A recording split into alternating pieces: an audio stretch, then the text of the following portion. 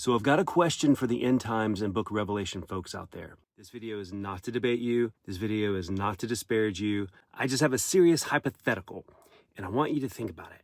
What if Jesus doesn't physically return in our lifetime?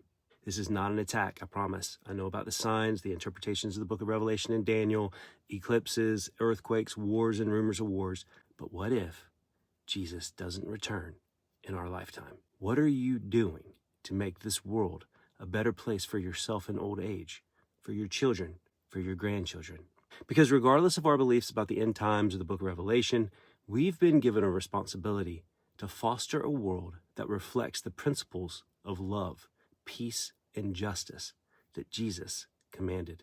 I know it's easy to get caught up in signs and stuff, but it's important to remember Jesus's directive to us. Thy kingdom come, thy will be done on earth as it is in heaven.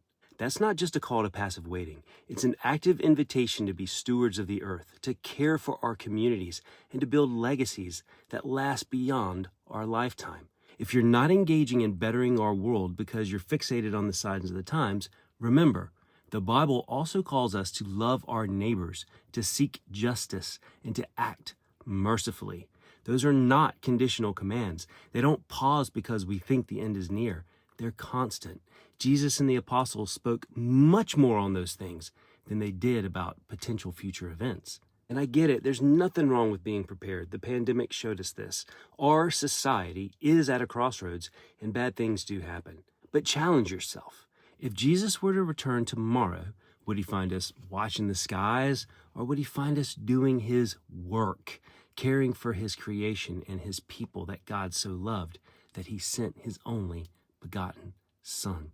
And if Jesus doesn't physically return in our lifetime, what legacy will we leave behind? How will we have contributed to his kingdom here on earth?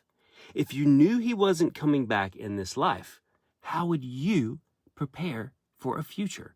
What future would you help create? You have it inside you to be an agent of change in this world now, in this reality now. In fact, is what you've been entrusted to be. You have that power now. Let's ensure our lives count and be the Jesus people that Jesus talked about, the people Jesus and the apostles longed to see. Let's be that light on the hill, the salt of the earth that not only preserves but enhances the flavor of life for everyone around us.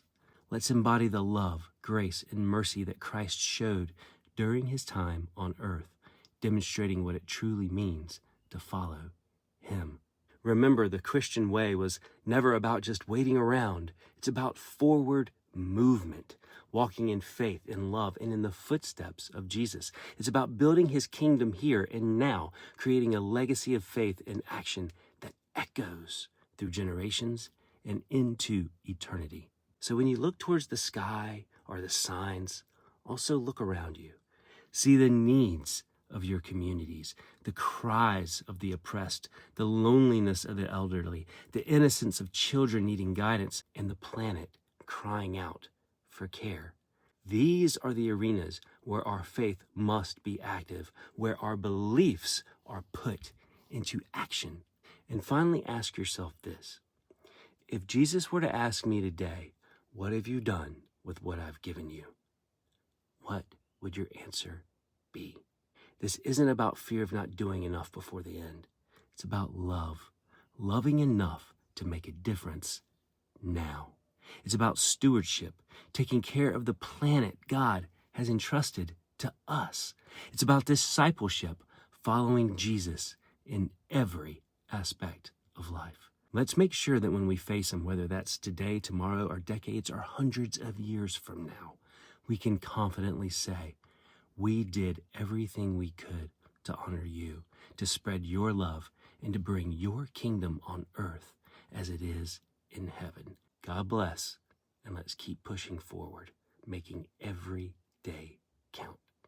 See you soon.